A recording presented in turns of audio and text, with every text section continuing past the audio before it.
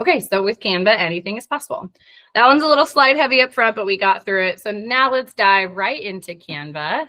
So we are going to hop right in. So if you're logged into Canva, it should look something like this. Mine's going to look slightly different just because my team has a little bit different banner and stuff, but it should look fairly similar. So when you log into Canva, it should look fairly similar to this. A couple things to note, especially if you've been using Canva for a while. Number one, lately by default, when you log into Canva, at least for me, when I log into Canva, it automatically takes me to templates. Just know that over here on the left-hand side of your homepage, you do have a row of tabs. Your tabs may be in a different order than mine. You can reorder them and things like that. But you always have a little home button here that will take you to the home page. This will show you your recent designs, these quick buttons here, and then our search box. So you always have a home over here on the left where you can search your own designs, search for templates, or use Canva AI. You also on the left have a projects tab. So while yes, you can see your recent designs here, sometimes they're out of order. Sometimes you don't see everything that you need. So you can always go over on the left to projects. This is like your Google Drive for Canva. So like your Canva Drive, everything you do is saving and everything is automatically saving to projects. Always helpful to let students know that as well. The other thing that I want to make sure, especially as we talk student use, that I really want to make sure we're important and we're clear about, way down here in the lower left corner of Canva, there's a little bubble. That bubble, when you click on it, will show you what email address you're using and what school team you're working in. In Canva, designs are attached to a team and not a person. So this is super important, especially for students who are moving schools. So if you have students who roll up between middle and high school or elementary and middle school, if you have a student who's transferred schools within the district, you just want to make sure that they're always working in their current school. Know that they won't lose their old school, they'll just get added to their new school. If you or a student has moved schools and you're like, oh my gosh, all my stuff is gone, it's not gone. You just have to flip into the school where those are created. So just so you know, down here in that bubble, you always want to make sure you're working in your current school, that you are in the correct school, things like that. So that's also important for students as well. It'll help at ease sharing mainly, but as well as giving you all the right tools that you need. So projects tab, this is where you'll see everything. If you have stuff in multiple teams because you've moved schools or students have moved schools, you can always move them in between by copying to another team. I have a whole resource on that. I think Kathleen may have that or post there. We can make sure you have it so that if you do need to move whole folders or individual designs, you can just click on the menu, choose copy to another team, and then you can move them in between. So always highlight that. We're talking just so we make sure students are always working in the correct teams, teachers are always working in the correct teams, and you have all your stuff. So projects, again, is like your drive for Canva. You can have folders. You'll see your individual designs, things like that. And then on the left, you also have templates. This is where this is your template library. So when you first click on templates, you typically will see these quick buttons. You'll see some of these suggestions here. And then as you scroll, you'll see some other different suggestions, things that are new, templates, whatever that might look like. You can always use the search box here to search for absolutely anything you want. So just like we talked about, you can search graphic organizers. You'll get 10,000 graphic organizers. You can search for, Venn diagrams, science graphic organizer. Maybe you're teaching the solar system. You can search whatever topic it is that you're teaching, and you'll find presentations and activities and posters and whatever we have, depending on what you search. So you can use that to search. Right now, when you click on templates and you click into the search bar, if yours doesn't look like this, just know it's going to change in the next few weeks. So I want to highlight this because I think it's, excuse me, I have the hiccups. I think it is really helpful that we're going to start seeing some different buttons down here. So now you're going to see education, teach, school. So you're going to be able to filter. Teach is the button that's going to start showing up for a lot of people. If you don't see it yet, again, I promise it will show up eventually. But when you click on templates and you click in the search box and you choose teach, you can now sort by grade level, by subject area. And then we also have lots of great suggestions here and different templates. So you can also drill down, which is really nice to be able to kind of filter down, which has been asked quite a bit. Or browse by subject. So we used to have this, it kind of went away, the page went away. Now you can do that again. So I'll show that one more time. If I click on templates, The teach button for me also shows up here. It might say education. It'll switch from education to teach. I can click on the search box, choose teach, and then I can choose grade or subject. If you don't see teach yet and it still just says education, these are just going to be education specific, but you can kind of filter here. School's also newer. It's giving us kind of the same thing. So some different ways to filter down. But again, you can also search anything you want and you will get whatever we have that's related. So the more specific you are, the better. For those who might be brand new, if you find something that you like, when you click on it, you can preview it. If it has multiple pages, it will show you those pages. And then if you like it and you want to make a copy, you can choose customize this template. It will make you a copy that will live in your projects tab. And then you will be able to edit and modify from there. Really good question in the chat. Can you share between teams? You cannot share between school. You can and you can't. So number one, you always want to make sure you're working in that school team and not any individual teams. You cannot share folders to somebody in a different team. You can share individual designs, but not folders. So you can share an individual design with anybody with a Canva account. You and I can work together. You can share with anybody. Folders, though, are the only thing that can only be shared within the same team. So hopefully that answers the question in the chat. Perfect. Okay, we're going to pause. I'm going to give you a minute to kind of play around, search for templates after I went through all of those suggestions. If you want to look up different student assignment templates, maybe graphic organizers, visual thinking strategies, whatever it is that you might use in your classroom. If you want to take a minute, do a little template dive, see what you find. Look, we have Valentine's Day and winter too. If you're doing something for Valentine's Day or want something winter themed, there's some suggestions. But I'm going to give you a few minutes to search. Again, if you find something you like, you can... Oh, that one had sound. You can choose customize this template. It'll make you a copy. It'll put it in your projects tab, and then you can edit it afterwards. And then we're going to, after this, we'll dive into the creation side. We are going to shift gears and we're going to dive into some of the creation side. So I actually have a little template for us. We might skip around in this one, and we definitely won't get to everything in here, but then you'll at least have it as well for after it has all the instructions. So I'm going to drop this link in the chat. When you click on the link in the chat, oops, that one opened in the wrong window. It's going to look something like this. It'll look like this. Your purple button is going to say view template. So you're going to click that purple button. You're going to get a second pop-up that's going to say open in the editor. So basically you're going to click the link in the chat, click all the purple buttons until you get a copy of this template that is going to look something like this. So I'm going to give you just a minute to do that. If you're struggling, let me know. But then you'll get your own copy. We're not collaborating. This one is all yours. Number one, by default, when you open this, you should see your design in the center and then our tabs on the left here. You should also see these pages along the bottom. If you don't see these pages, down here in the lower right corner of Canva, there is a little pages button. When you click on pages, it will bring that tray up and down. So just know if you at any point want to hide them or if you don't see them, there is a pages button down here at the bottom where you can see all the pages. And I say that because if we bounce around a little bit, we might skip through a couple different things. You'll know these are the pages. You can see that tray down here. So that is number one. You want to be able to see those pages.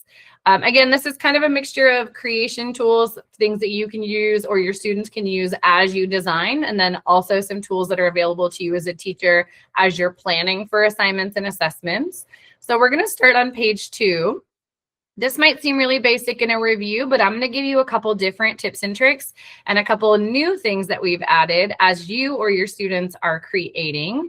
So on page 2, we're going to talk about graphics and collections. So on the left-hand side, the first tab on the left is either going to say design or it might say template. This is just our template library. The second tab on the left is elements, and elements is kind of where we live when we're creating in Canva.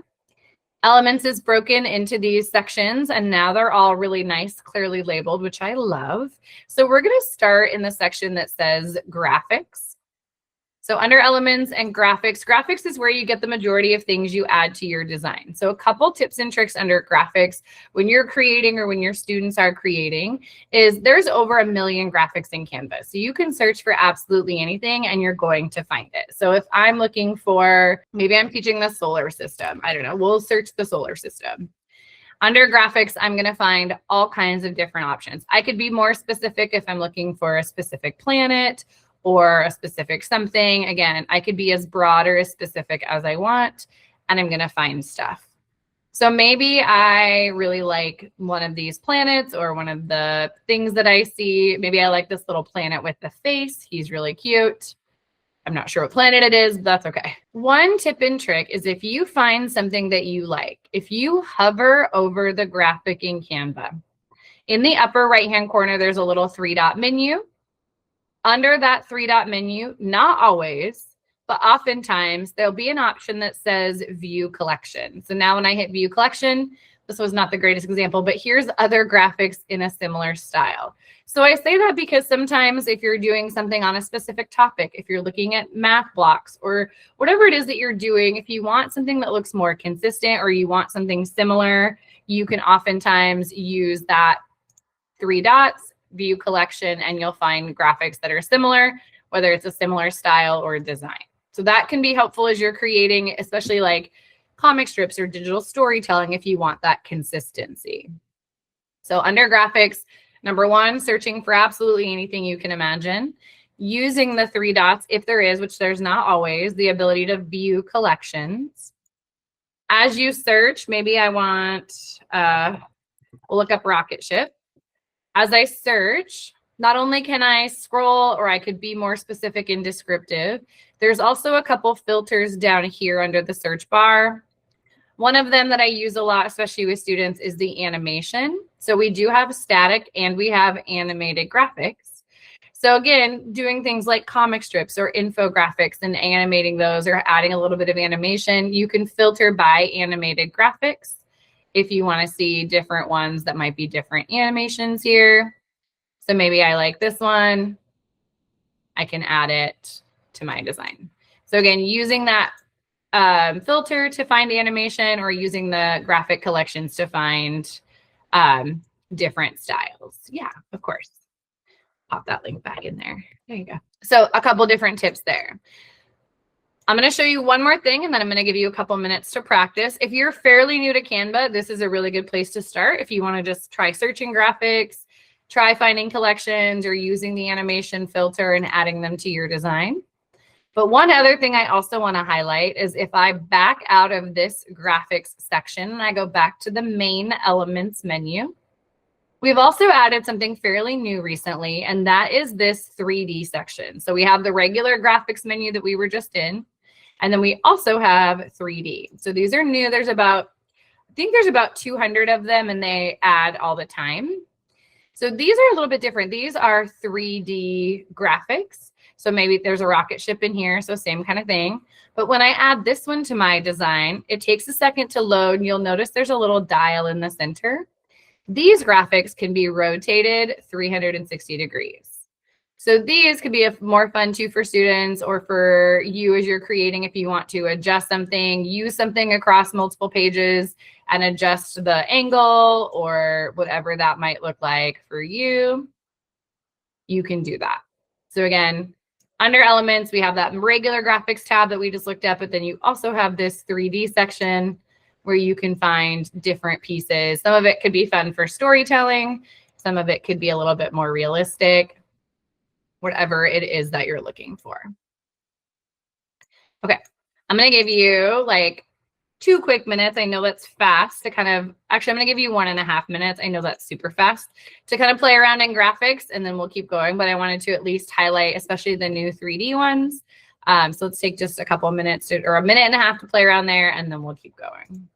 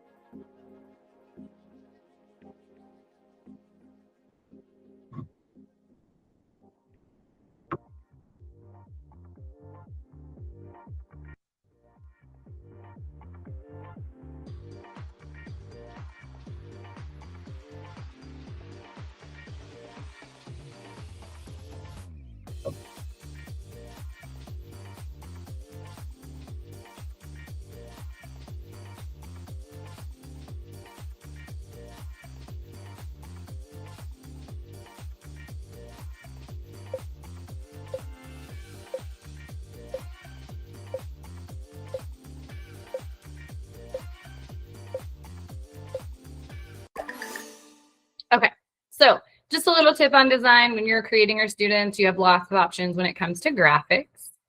I'm going to back out of this and go back to that main elements menu. And another option that we've just recently added is, and we're going to move over to page 3 in our template, is forms. So these are newish. We used to have polls and quizzes, and now we have forms. So as you think about creating assessments or assignments for your students, this is a great way to get those dipstick checks, those formative assessment pieces, or add a little bit of interactive or interactivity. So under that main elements menu, we covered graphics and the 3D section. There is also a section here that says forms. So again, forms were originally polls and quizzes. Now we have a lot more capabilities with these. What you'll notice when you click on forms is that there is not an option here that's like start from scratch or start a blank one. However, all of them are completely customizable. So it doesn't really matter which one you start with. I usually go into the education section and then I pick any one of these to get started. Again, you can always add, take away, change colors, things like that. So it kind of doesn't matter, but you can kind of just pick one that you feel like is a good fit to get started. I'm going to choose this one. So when I add it, let me make it a little bit bigger here. So again, just like our polls and quizzes, the difference now with forms is that you can add multiple questions to one form. So again, quick dipstick checks for students, quick formative assessment pieces, whatever that might look like, a little poll question, something like that. When you add one of these forms to the page, in this top toolbar here, you'll see a button that says edit. This is where you edit the form. So you can't just type directly on it. You can type in the answers, but you can't change the questions. To change the questions, you would go up to the edit button. And then you'll see here the 3 questions that are currently on my form. You'll notice this one is multiple choice. So if I click on it over here, it's going to open up those choices that I can then edit from, you know, whatever that might look like. These are all the different question types we have. So I can delete any of the questions that are already on here. I can add more questions to it, whatever I want that to look like. So we have more question types now: short answer, long answers, check boxes, poll questions that'll update in real time. We have those mood meters and scales, things like that. So to edit the questions, you have to choose that edit button. Then you would type in the text that you want. You can make questions required, choose whichever answer is correct in a multiple choice, things like that. In the top toolbar, you'll also see that you can change the colors, the background, the button color, the outline, the font size, the font color, all of that good stuff. So again, it's just a way to add some questions, some interactive pieces, create little mini assessments within your Canva design. One other tip and trick when it comes to these is you'll notice maybe this font is really small and you want to make it bigger. So I make my font bigger, but now no matter how I shrink it, my form goes off my page. So the slight little bit of like you kind of have to play around with it a little bit is that oftentimes if you add this to presentations, presentation slides go like horizontal and these forms are vertical. So oftentimes you run out of space pretty quickly if you add lots of questions or you want to make the font a little bit bigger. So even if you stretch it, sometimes you're still running out of space. A couple tips and tricks for that. In Canva's new design space, you can add different page types. So you could add, instead of using it on a presentation slide, you can add it to like a vertical page or a Canva whiteboard that gives you more space. So that's one option. So if you wanted to add it to something vertical, again, or a whiteboard, that's an easy way to kind of get around that, or breaking it up into multiple forms. Or just know that when students are answering this, they can also zoom in. So if it's hard to see, they can zoom in and zoom out. So some different ways to do it. It does take a little bit of kind of playing around to get it to fit how you want it, depending on what types of questions you're answering and how many questions that you have. Anything that they create and submit in this form is going to then attach itself to the responses tab, which you won't see any because you don't have any. But normally it would show you the responses here. You can also open those responses in a Canva spreadsheet. So it's going to store all of those and put them into a Canva spreadsheet, or you can download them as a CSV file. So you have some ways to export, to view quickly at a quick glance, or to export and then use however you need. So, and you also will have the option to reset your responses if you want to continue to use the same form throughout multiple class periods. Okay, Oops. So that is forms. Again, doesn't really matter which one you start with. You can add and change questions, adjust any of the font size, font color, all of those. Forms, again, great ways to add that assessment piece into your design. Okay, we are going to look at animation. So this one I really love to show because I do think it's really beneficial, especially for students when students are doing projects. This adds another layer of fun. It kind of goes back to what we talked about with graphics as well. Not only do we have static graphics, but we also have those animated graphics. In Canva, you can animate anything, text, graphics, photos, videos, you name it. So we could take a static graphic and animate it, or we can take an animated graphic and animate it even further. But there's a really fun button in Canva that allows us to be a little extra creative. So for this one, I'm going to click on my little bumblebee here. In our top toolbar, we have a button that says animate. If I click on the whole page and choose animate, you notice I get page animations and I can animate the whole page at one time. But if I click on a specific object, I'm going to get animations related to that object. So if I click on the bumblebee, I'm going to get element animations. We have lots of different ones here for that. But we also have a button that says create an animation. When I choose, so again, I clicked on my bumblebee, I chose animate at the top. And then here, there's an option that says create an animation. When I click on that, if I click and hold and drag this little bumblebee around my page, it will follow the path that I drag. So again, a lot of fun for students to be able to animate a project or have some fun with it. I can change the speed. I can kind of play around with that here. We also have this little toggle where I can switch it on and it like follows the path. So you can be even more fun. So again, you can animate static graphics. You can animate already animated graphics. You can animate text boxes and have them like scroll across the page like a reader board or from top to bottom, whatever that looks like for you. It plays one time, but then when you're in present or preview, it'll play the path again. So that is a little bit of create an animation. So again, this could be kind of twofold. It could be just fun and creative, but it could also allow students to demonstrate their understanding of something. If it's how something moved across a map or how, planets move around each other, whatever it might be, it could be fun, or it could also allow them to show their understanding of how two things work together or whatever that might look like. So again, animate, create an animation, click and hold, drag the path, and it will follow that path. So kind of fun. So that's a really great option as far as like creative piece when it comes to creating in Canva. I'm going to actually skip page 5 just for the sake of time. This one is just a blank comic strip. A lot of times we just practice animation and a few other things here, but I'm actually going to skip that one for now. And I'm going to go over to, let's actually see. How much time do we have? About 11 minutes. Let's take a look at page 6. We'll start on page 6 and then we'll try to get to page 11 too. Sorry, I know we're going to run out of time, which I knew. We're going to skip over to page 6. So as we think about assignments and assessments in Canva, page 6 is a whiteboard. So like I said a minute ago, you can now combine different page types into one design. So again, we were in presentation slides for the most part so far, and then this one is a Canva whiteboard. So whiteboards look a little different. They're more infinite space. So again, great if you want to put a form on a whiteboard because you have more space for those. Here we have 2 examples of like basically mock exit tickets. So this is kind of an example of 2 different types of exit tickets. Again, for that formative assessment, maybe this could be a brainstorm. It could be lots of different ways you could use this. A couple of navigation tips when it comes to whiteboards. Down here in the bottom, there's a little zoom scroll. You can zoom in and zoom out. Again, it's infinite space. So you can zoom in and out, scroll left and right and up and down, things like that. Oftentimes, this happens all the time. If you're in a whiteboard, you zoom in or you zoom out too far and you scroll and you lose your design. Next to this little zoom slider is a little number down here in the bottom where there's a percentage. When you click on that number, if you choose the word fit, it will always snap you back to the center. Fit always brings you back to the center.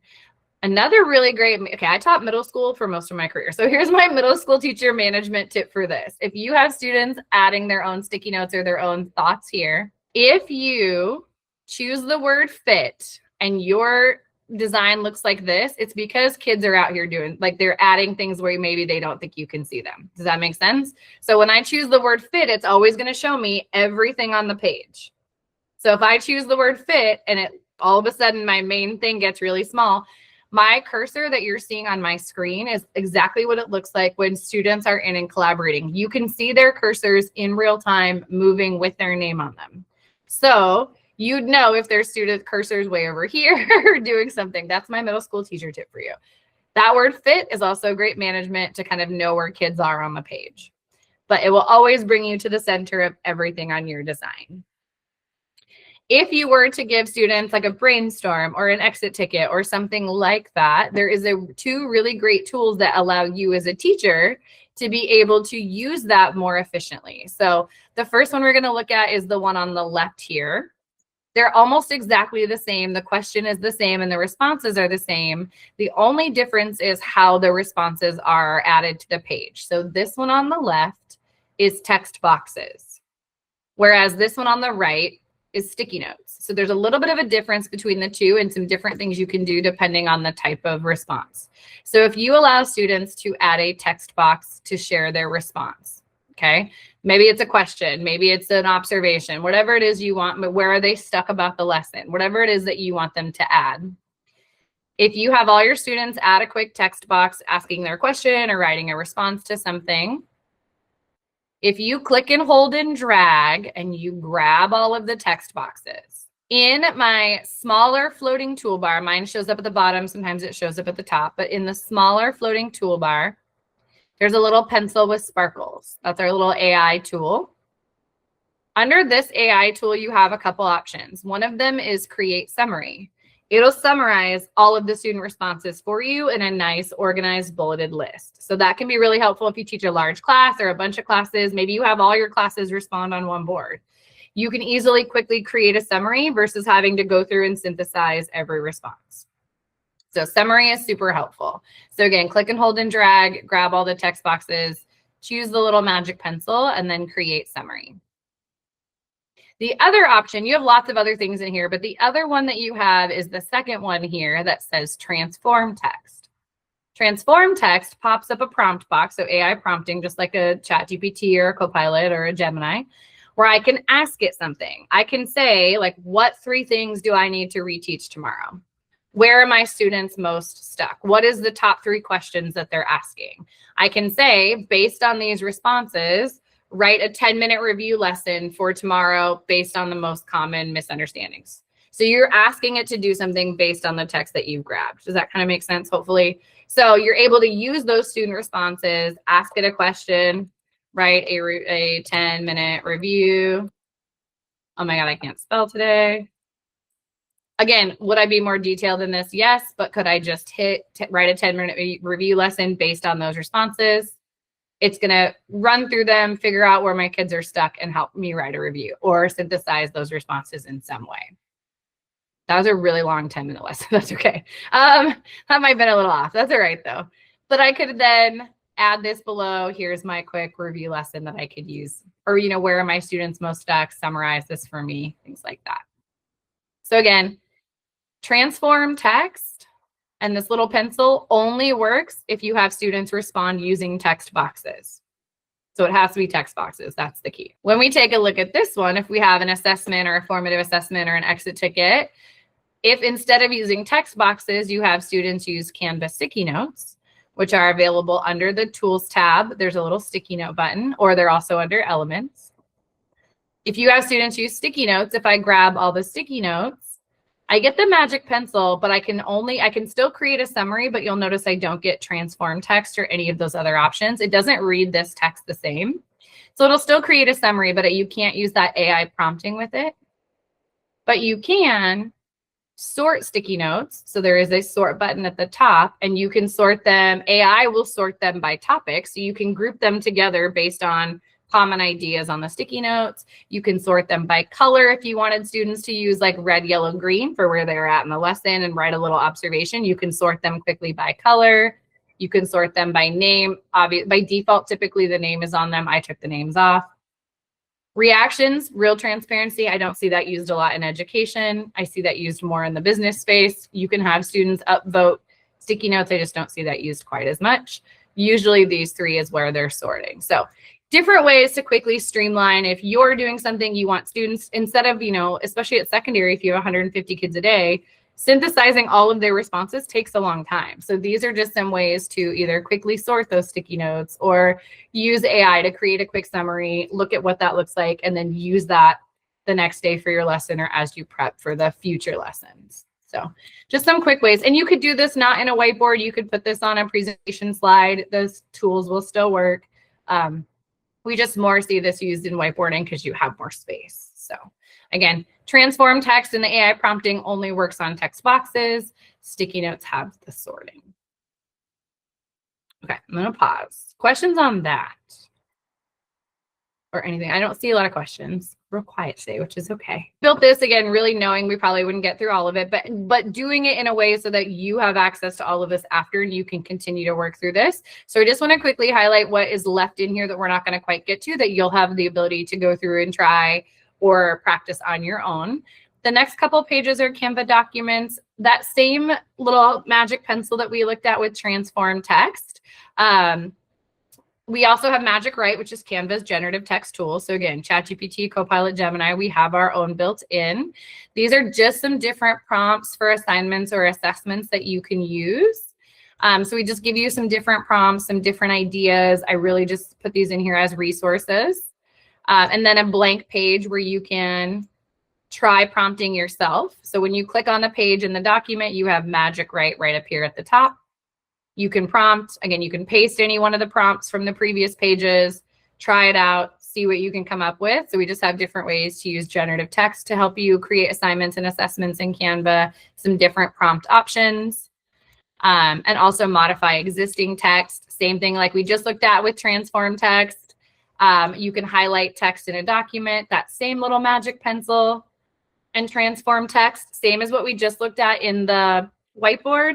If you have text on a page, maybe you want to rewrite that at a different lexile level. Maybe you want to write comprehension questions about that piece of text. So this is just showing you can highlight text, use our little magic pencil, and do a lot of different things with that text. And then the last few are Canva spreadsheets, which are newer. All of the instructions are over here on the left. So the different ways that you can use Canva's Magic Write and generative text to write content for your classroom, to fill in information, to create rubrics. There's directions. Oh my gosh, my brain, I'm losing it. And student data. So again, all of these have all the instructions on the pages. There's just different pieces there. So I just really dumped them all in knowing we wouldn't get to them, but then you would have them to practice after. Sorry, I kind of fire hosed you at the end, but hopefully that is helpful as you think about assignments and assessments in Canva. I think sign-in is just your name on the Google, so you're all good as far as sign-in sheets go. I know this is being recorded and will get shared, so you can go back to any one of these pieces after. We do one a month, so I know there's one more every month for the next few months. If you want to learn more about Canva, check those out in Vector.